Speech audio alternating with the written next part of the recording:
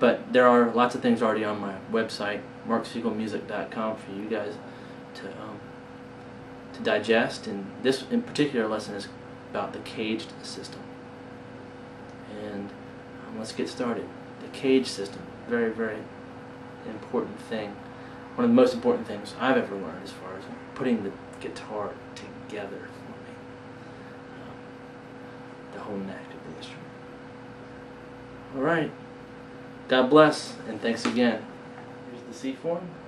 We all know the C form. The A form. No, we're not making music, we're just showing you the forms. You can play that many different ways. You can like that. My finger on so you can see.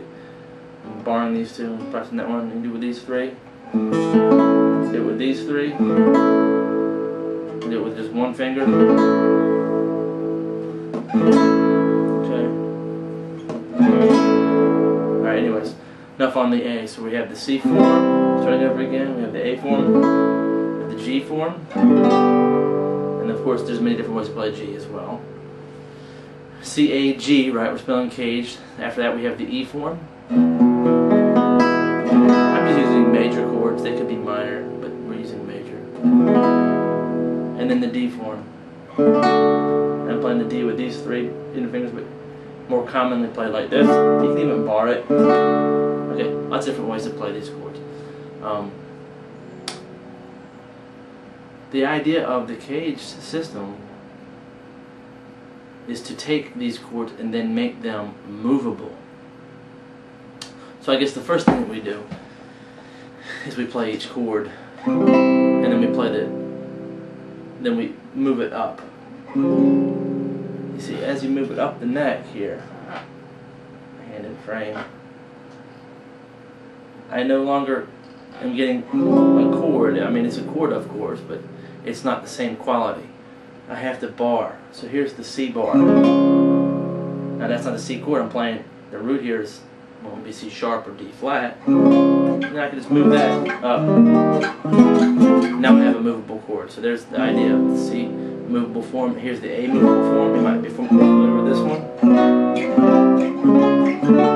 And that goes up the neck as well. And you can do it in a variety of ways. You want to do it with the bar.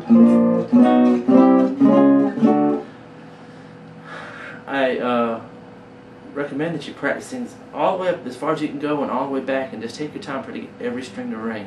It's a good exercise just for bar chords. Some of these bar chords are going to be challenging for you, if you haven't played them before. Even if you have played them before, you might not have played them as much. But you're going to want to know these, okay? And after the A form is the G form. Notice I'm using these fingers because I'm going to have to bar, aren't I? So as I move these up one fret, this finger comes back to bar, not that far back, but there. And I'm really just focusing my bar on those three middle strings. I'm not trying to bar the whole thing. This be kind of a hard thing to do, and it looks uncomfortable. So if something looks uncomfortable, then you shouldn't play it. There it is. You try to make it as comfortable as possible, nice and relaxed, supple fingers. Reach back and try to play the chord. And and back here in the first position, this is going to be even more difficult. But as you move it, it gets easier because the frets are getting closer together. That's the G. So after G, we're spelling CAGED once again. C A G E. Right, everybody knows the E form. And I'm using these three instead of these three, right? Because once again, I'm at the bar, and here's the E form. Now the bar comes in, and this becomes a movable form. All right, and finally the D. Once again, not these three, but these three. And that creates the D movable form. So I'm going to strum that bottom 4 or 5 strings. And as I slide it up, I bar back here, the 4th and 5th string.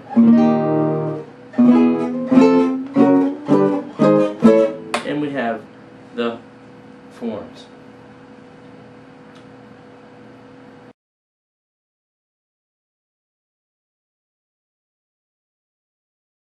Next exercise is to take, for example, one key, in this case C, and play it in all its forms. It will be 5 forms all the way up the neck and back.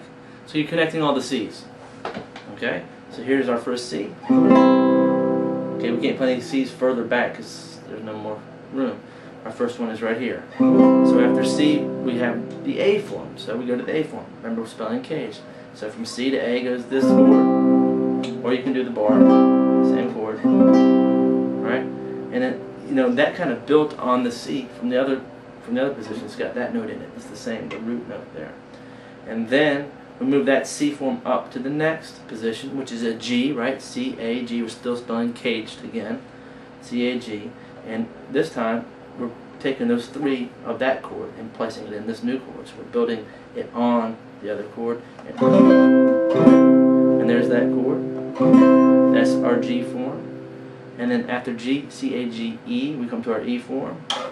These two notes, the top and bottom, are in there. And that's the E form. And then the D form, these two notes constitute the rest of that D form C chord. And if you have enough room, you can cut away like me, you can make it all the way back up to C again.